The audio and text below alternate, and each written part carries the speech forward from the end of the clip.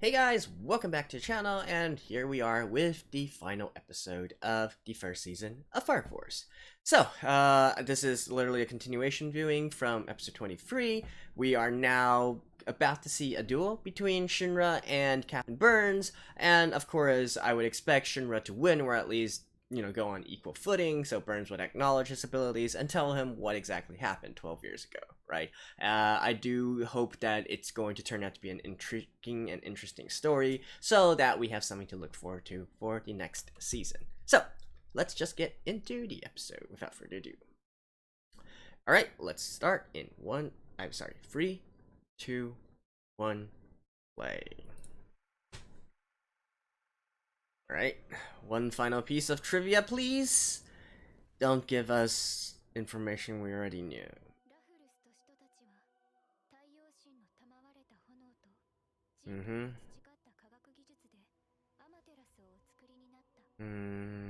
We know about this.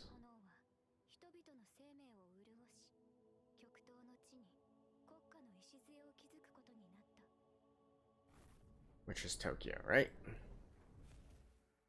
That's it? Aw. Well, meh.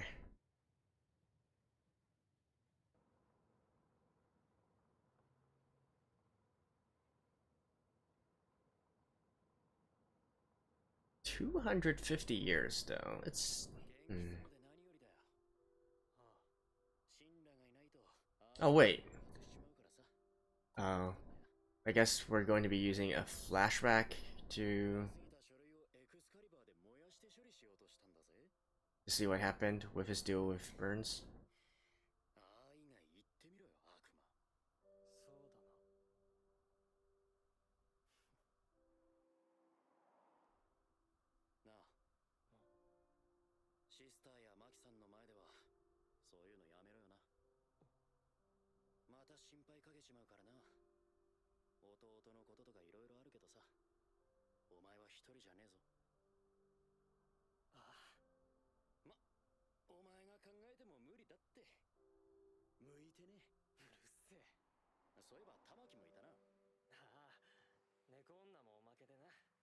Cat girl.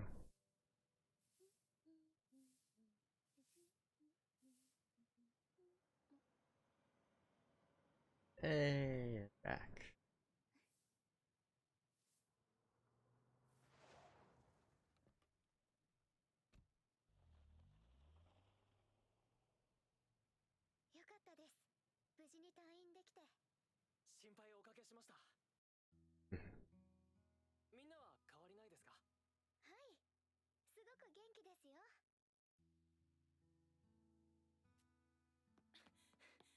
I wonder if the princess is here.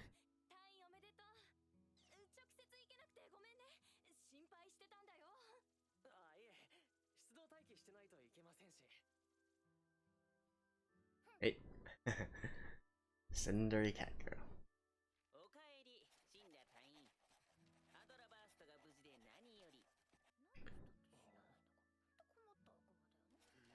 Oh, offer is actually doing paper. Oh, okay.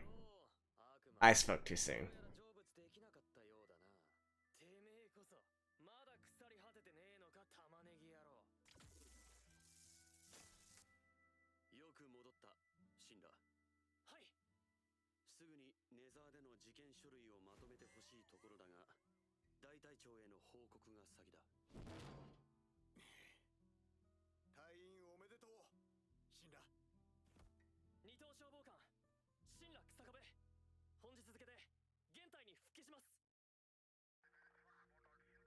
Alright, alright. Yeah, we got all that. Come on. I want to see what Burns said. Alright, see you guys in a second. Several weeks earlier. Alright.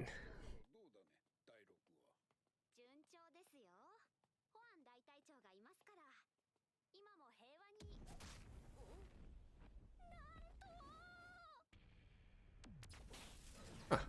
So he was literally in the hospital for quite a few weeks. Ooh.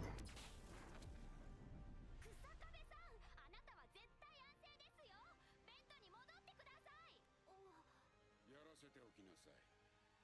ありゃ止まりはしないよ。バーンズのやつも昔かたぎの頑固な男だ。不器用な対話しかできんのだよ。少年の成長に触発されて中身はグツグツたぎっている。 I mean, this is probably best for Shinra as well.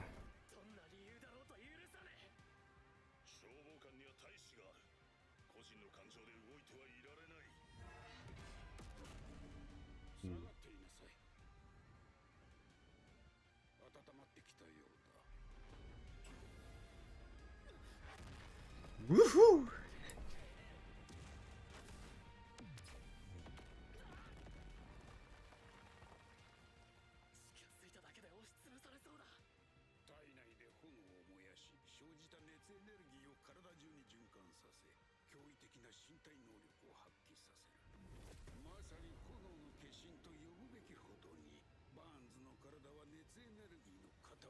Like he turns into flame itself.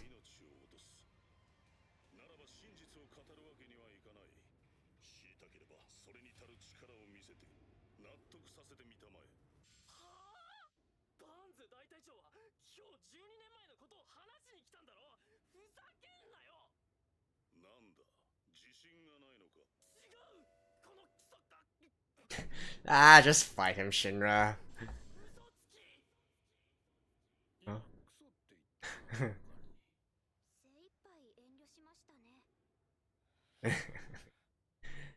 Come on, it's the thing you know best as well.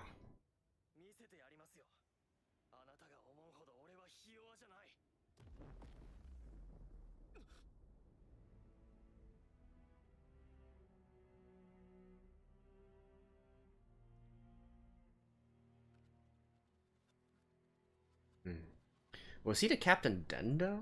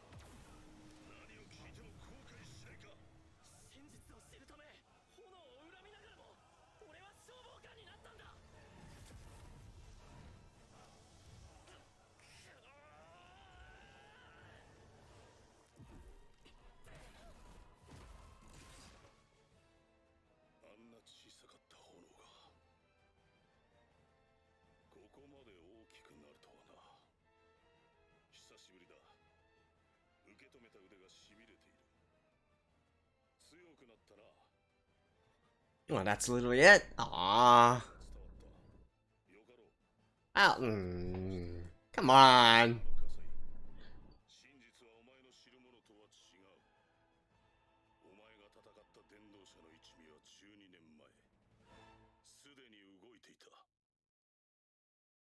Solar year 198.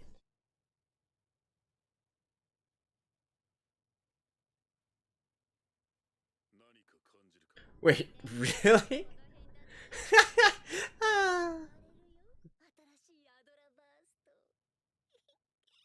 Will we ever see her face? I'm really interested in what she looks like.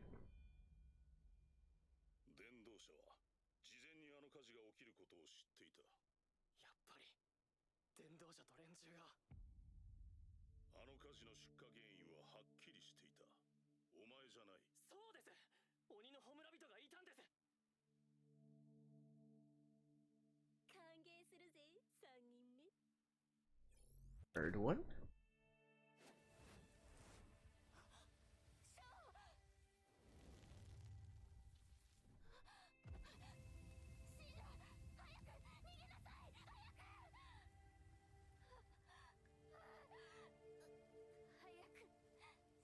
Is she turning into the Inferno?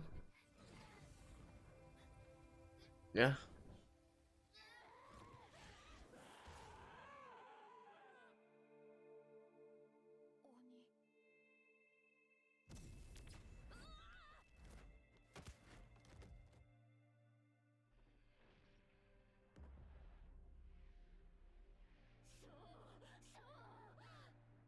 I mean,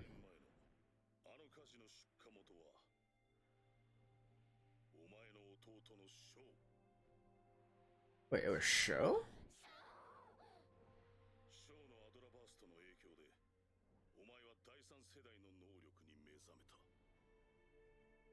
And also caused his mom to go for self-immolation.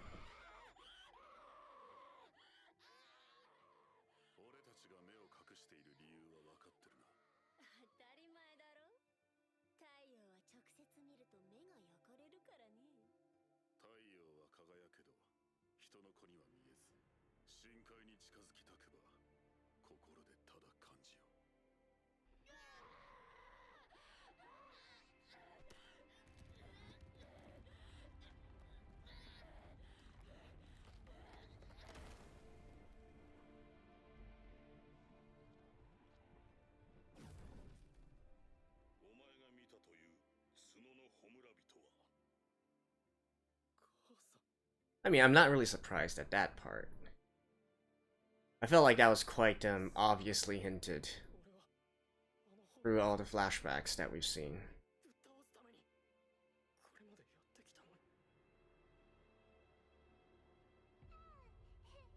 But I didn't quite think that it was Sho who was the one who invoked that in her.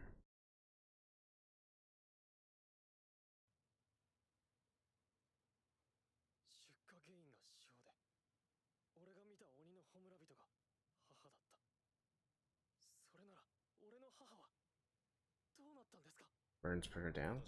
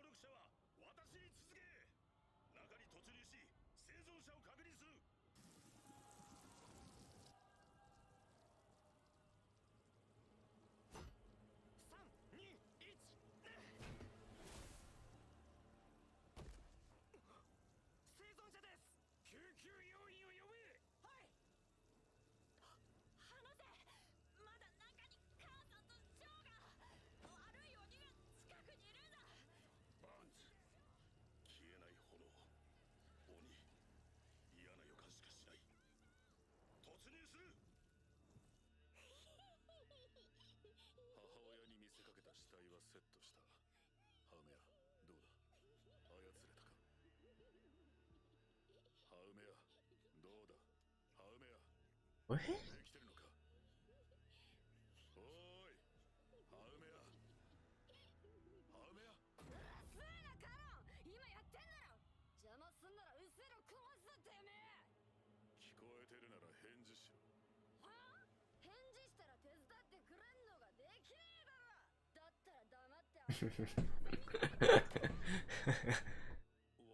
Quite a feisty one, this one.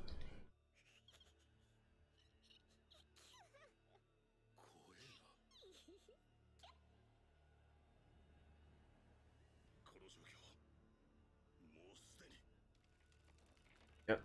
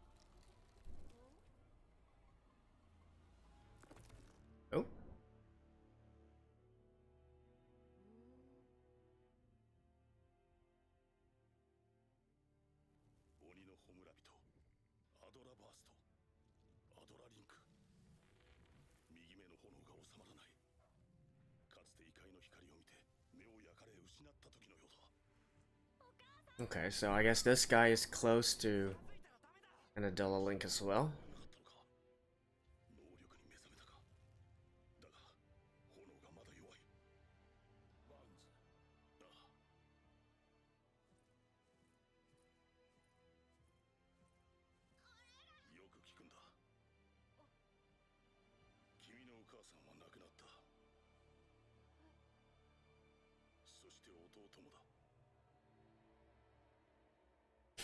Look at that face.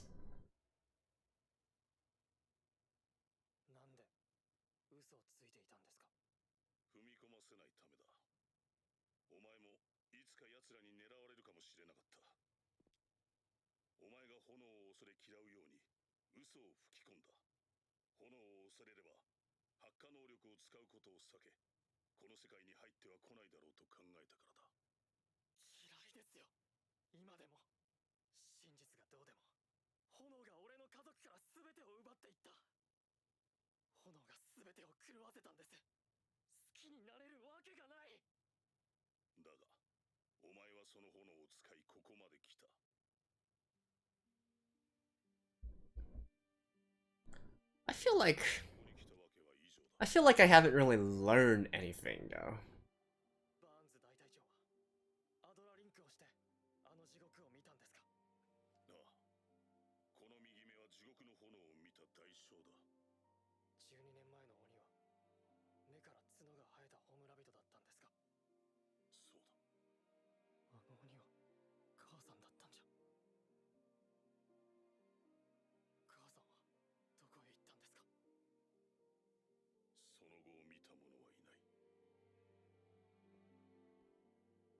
Is there a possibility that it can be reverted? Oh yeah, they might live in the Adola world, underworld, or whatever it's called.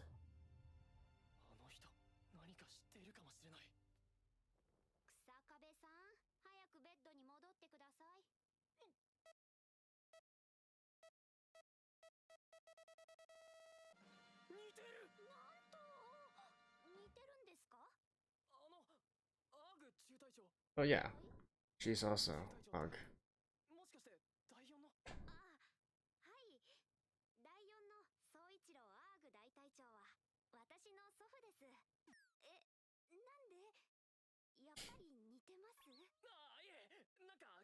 Because of the freaking glasses.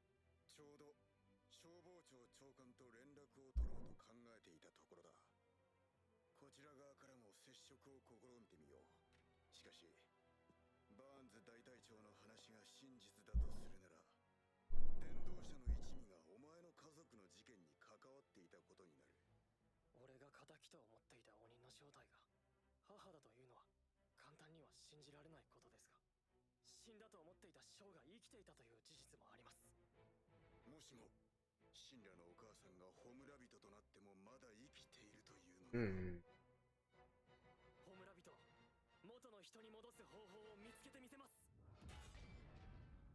Okay. Oh, wait, that's it? What? Holy shit, there's still a lot. Okay, there's probably a bit more after this. So, let me skip this real quick. See you guys in a second. So, indeed, there is a little bit more after the ending. Let's watch this together in 3, 2, 1, play.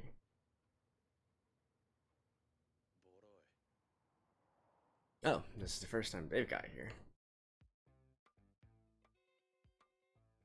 Alright, the princess is probably gonna be here anytime soon.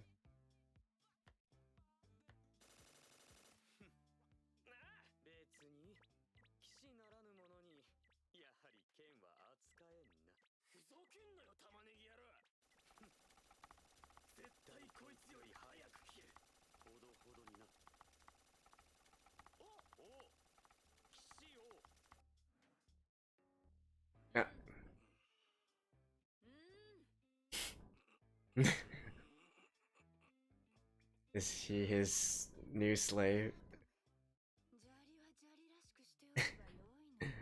Ah.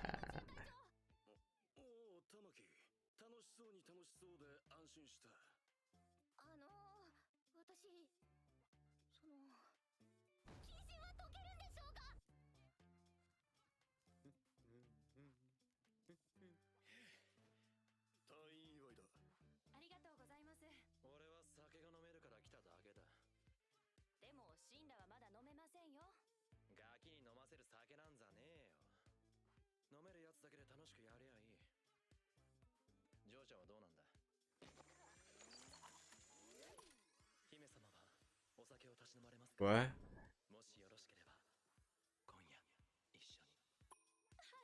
What?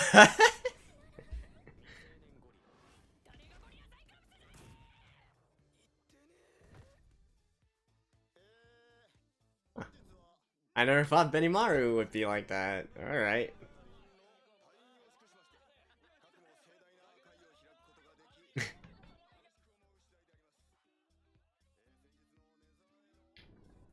This is literally the end of first season? Well, alright. Mata ne. Well, that doesn't seem very much like a ending to a season, but I guess with the announcement of the second season, they probably figured that they didn't really need to make any big conclusion to the story up to this point, right? So let me talk a little bit about what the events that transpired in this episode. Honestly, I felt like the information we got was a lot less than I was expecting.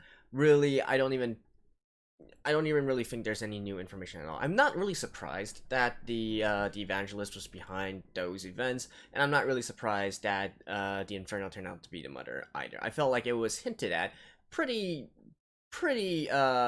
obviously in most of the previous flashbacks as well, especially when they superimpose or they put immediately one after the other, the contrast between the mother's love and then the fear that the Inferno can install in people and whatnot. I felt that it was quite hinted already in terms of the previous flashbacks, so not really surprised there. And of course, being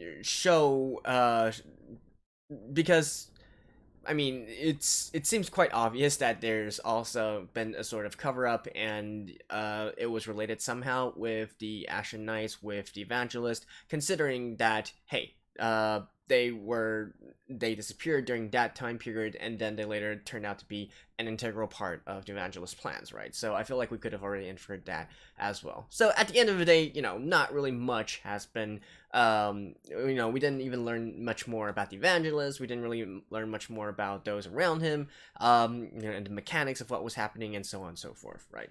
Now, something that I do feel is kind of interesting is in the fact where they mention how they cannot, they need to blindfold themselves, right? And we also see the Inferno, the Inferno that shows and Shinra's mother turned into, how she also needed to hide her eyes as well by using the horns, right? Some sort of, you can't really directly look at the sun, that sort of thing. That actually got me thinking. So there's many ways to interpret this, and lots of theories that I can put forward as well. One thing that I am kind of leaning towards is that the Ashen Knights, the ones who are blindfolding themselves, I think it's possible that they might be humanoid forms of Infernos, right? I recall a few episodes back, one of my subscribers actually commented that it's possible that the Joker, right, the Joker dude, he's probably an Inferno in some sort of way, with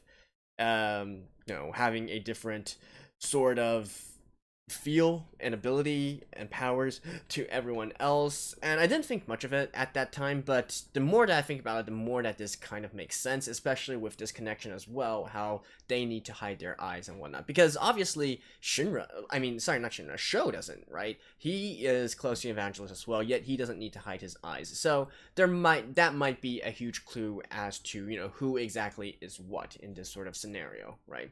And then, this continually gets the gears thinking, right? So you can't look directly at the sun, and with what we already saw in this episode, we saw that the Inferno was directly looking at the Evangelist, right? So the Evangelist, I guess in some sort of way, is so bright that it sears their eyes, in a sort of way. And if we look back to our world and the parallels here, and what's going to burn our eyes if we look directly at it, it's the sun, right? And what's another name for the sun? Soul, right? So is this all interconnected somehow? Right now, the theory that I'm going with is actually that soul is maybe sort of akin to the god, of the Catholic or Islamic religions of our current day and age, and then the evangelist. I'm not saying he's God. I think that they're actually two separate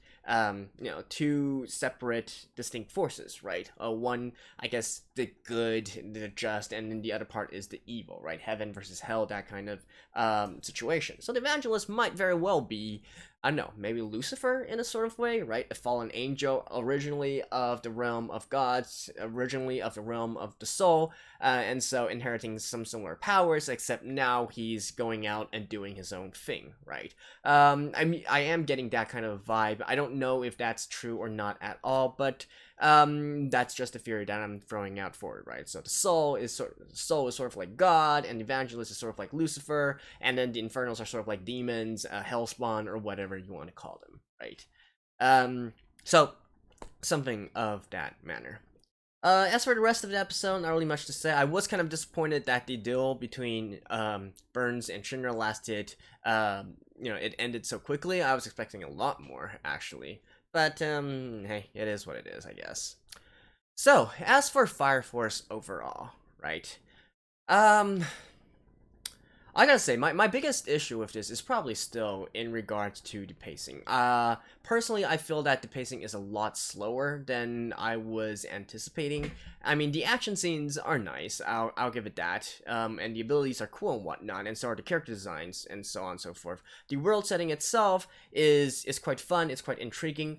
I don't really like how they are deliberately sort of drip feeding the amount of information in regards to the world, and that ties in with the entire pacing, to me anyways, feeling a bit slow. I mean, not just a bit slow, it feels really slow, actually. And I don't know if it's just because I'm not that interested in classical shonen anymore, but the way that the story goes, with family ties and brotherhoods and whatnot, friendship, I don't know, it's just not all that compelling to me, and mixed in with the sort of slow pacing, it's just it's honestly a bit tedious, if I'm being completely honest.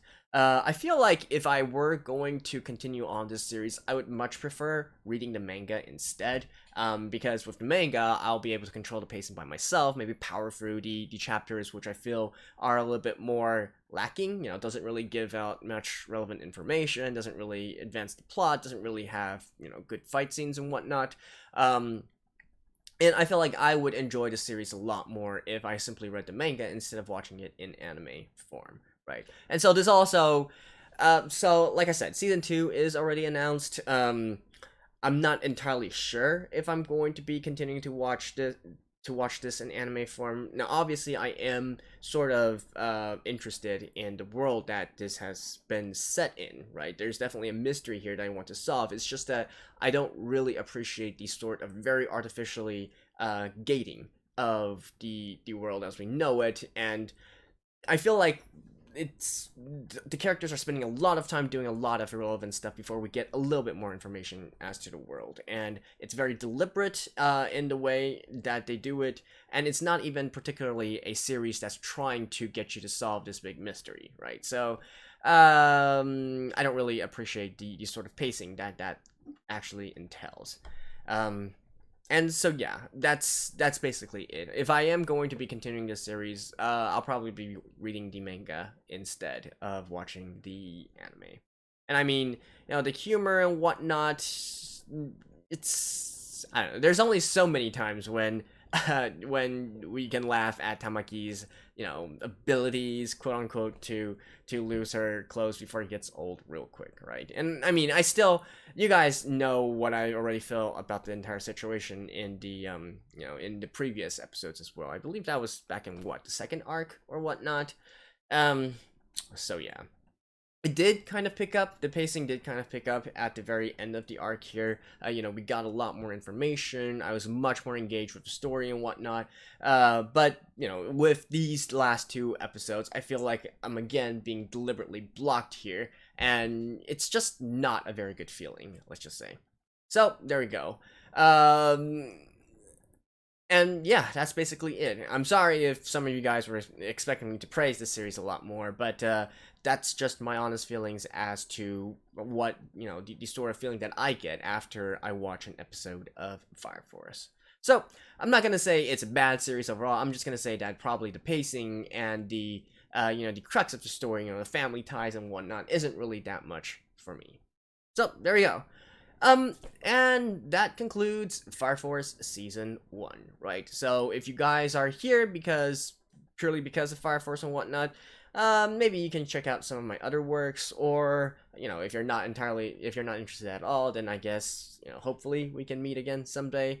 Hope you guys enjoyed the series, those who have watched this far into the series as well. Thanks for supporting the series. And, well, I hope I can see you guys again later. So, there we go. This is Maverick signing off. Bye-bye.